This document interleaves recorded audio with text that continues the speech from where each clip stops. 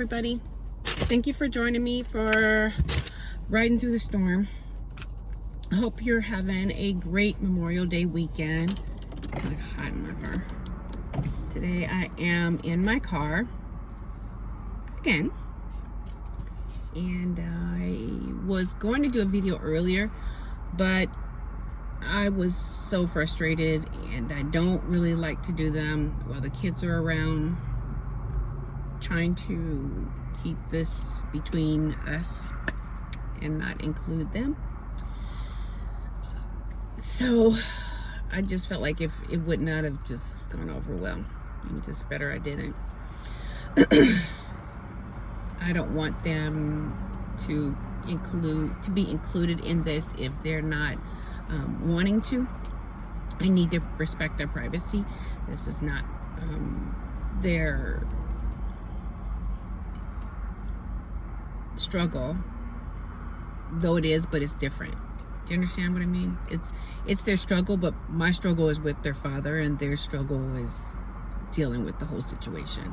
So though I've heard their point of view from time to time, it would be interesting to hear them share how they feel about it,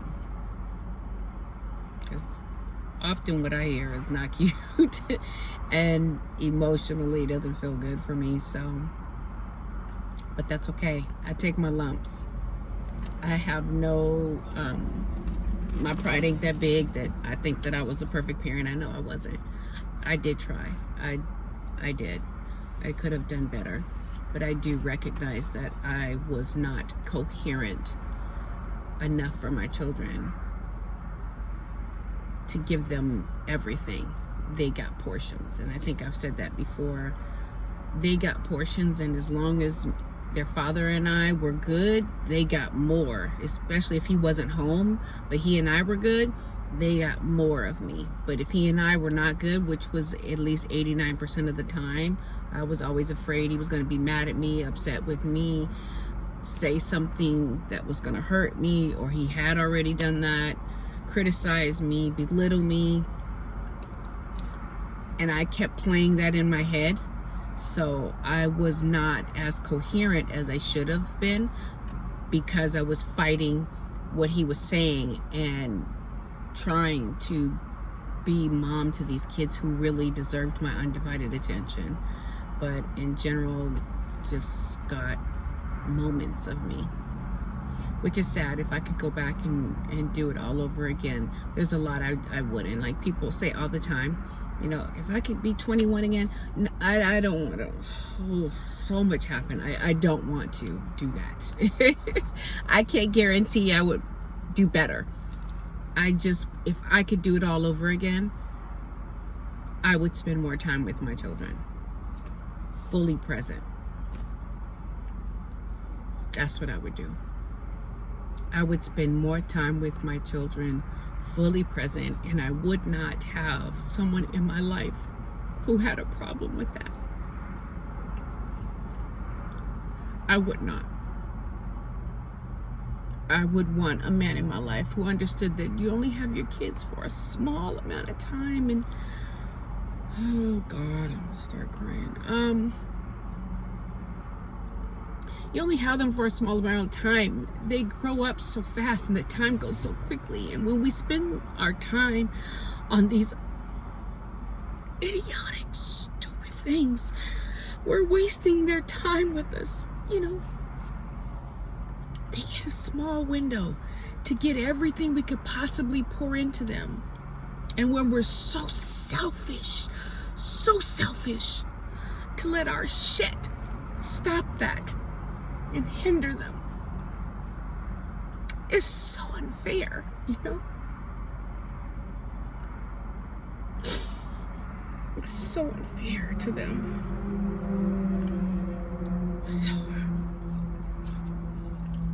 So today is, I'm sorry.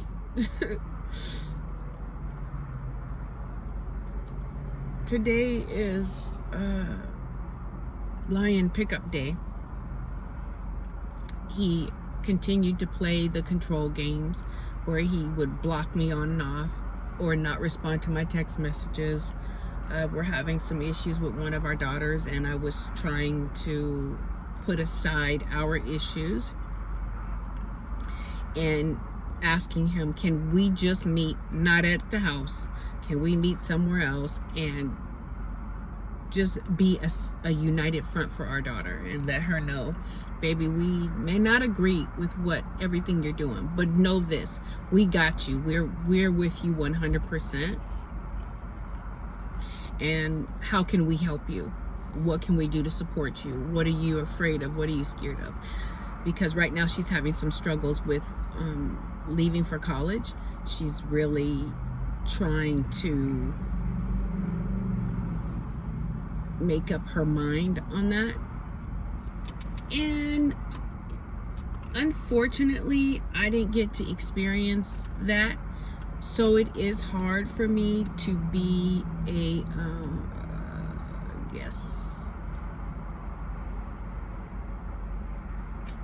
I can't come from experience. Let me put it that way. I cannot come from my own experience. My experience is nothing like her experience, though I wish my experience was her experience. And I guess a lot of us parents, we see our kids get opportunities and things, and we're like, if that were me. And that's because we've lived a life and we know, we can already see down the road, and they're just at a point where they just can't yet. So I don't want to condemn her. I don't want to make her feel bad. I want her to choose what I think is best for her, but it is not my place to force her to do something. I could lean on her, and I can't say I'm not leaning on her. I can suggest, I can make offers, but I cannot force. It needs to be her choice and her decision. But I want her to know that she's fully supported no matter what she decides. So I was trying to get Lion to agree to meet with me, and it went into a power struggle thing and wanting to know why we couldn't do it at the house. And I'm like, too familiar. You know, I could do two things at one time, get my things, but I already know how that plays out. I generally wind up the wounded victim, and I'm tired of being somebody's damn victim.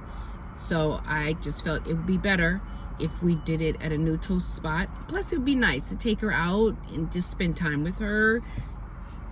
She had prom yesterday and wasn't able to go due to a company screwing up her prom dress and it not arriving.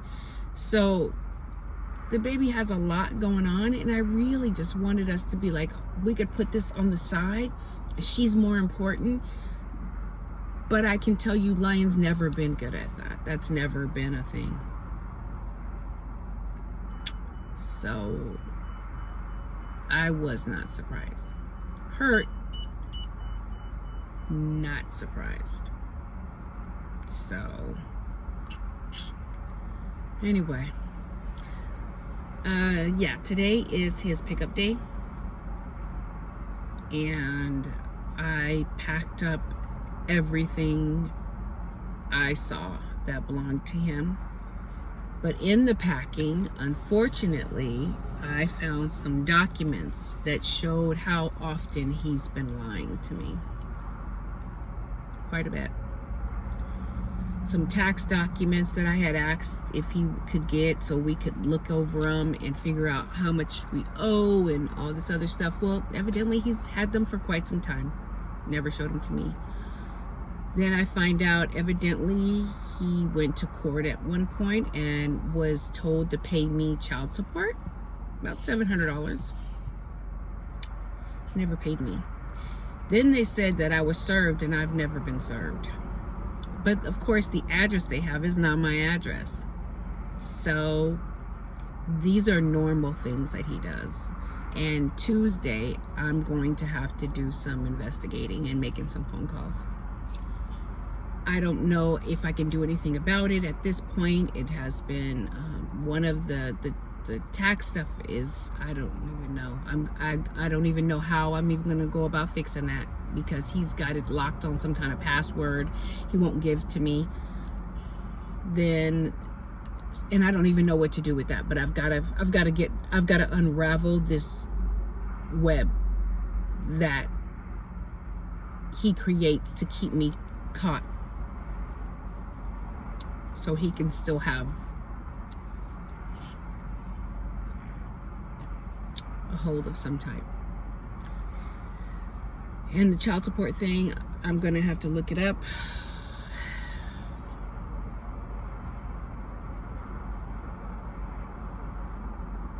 But you know, God is good.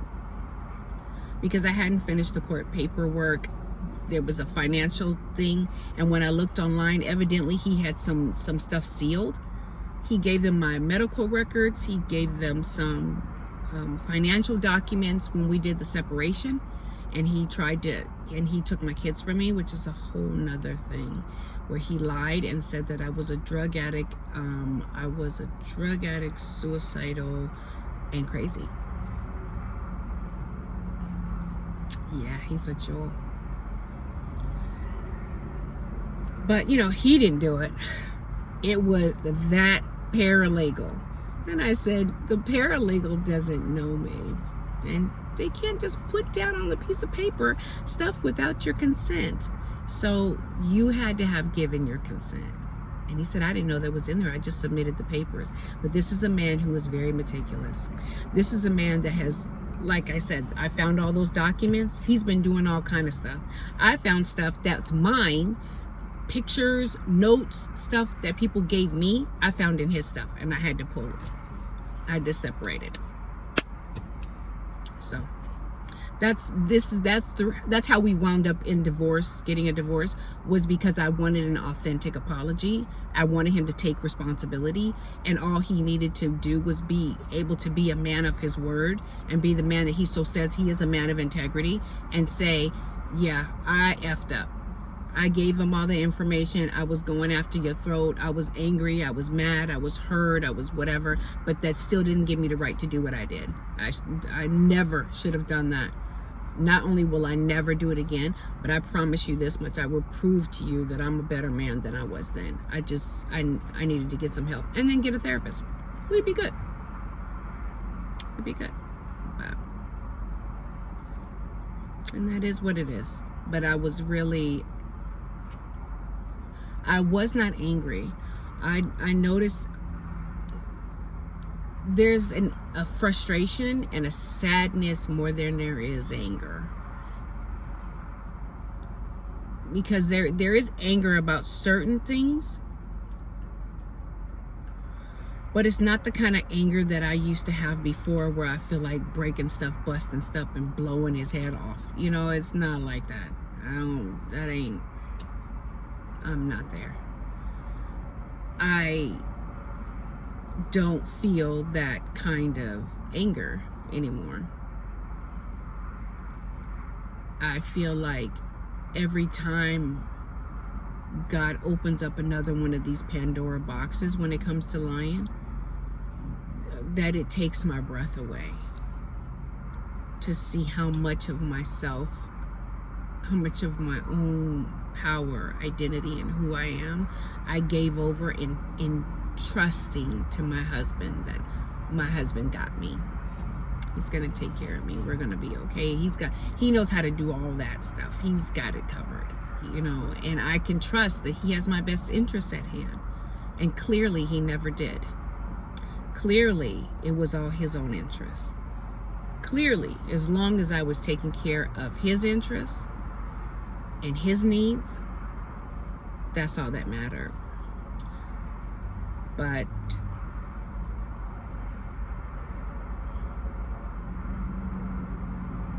I was just a side note. I at one point, I'll get my diary where I read I could be anybody, and I think in almost every diary since 1997 or 98, I used to write, I could be anybody. He does not in any way see anything special about me. My name could be anything. I could look like anyone. I could be anyone's daughter or mother or sister. It doesn't matter. I just happened to cross his path at the right time, and my being of who I am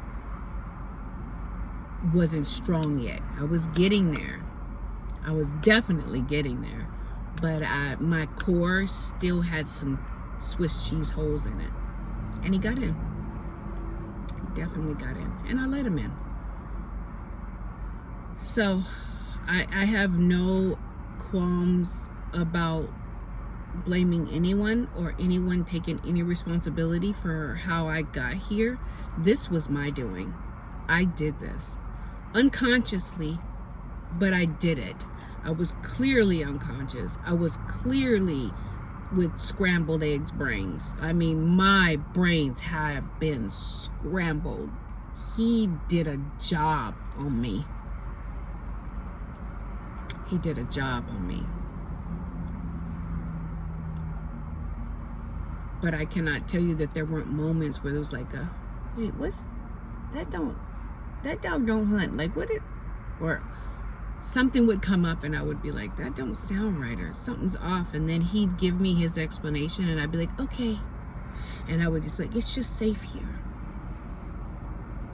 Wanting to be in a safe and a secure place, because most of my life I have not been. Most of my life I have not been in spaces, and I don't want to say men. I mean, there have been women in my life that clearly they were not safe for me. So I cannot say just men. Clearly, I found him and I latched on because my belief was I was safe with him. And it's obvious I never was. I was just a host for the succubus, basically. And then I loved this man because to me, before I started to see something was off, he was everything. Like, I can feel it, like, right here. He was everything. He was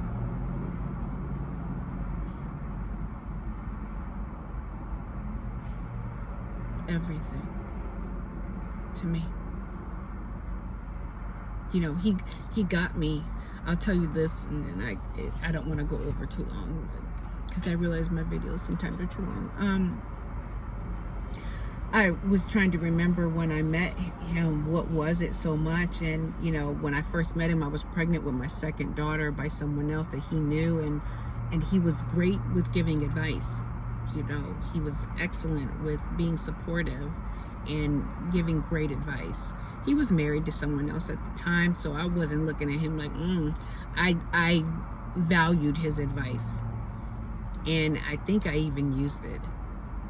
But then once, and the trip is that I'm sure probably from that very day he was working to divorce his wife, to make his wife divorce me. Pretty much what he's done to me, he did it to the first one too. He made her divorce him, just like he made me divorce him. He doesn't have the balls to do it himself.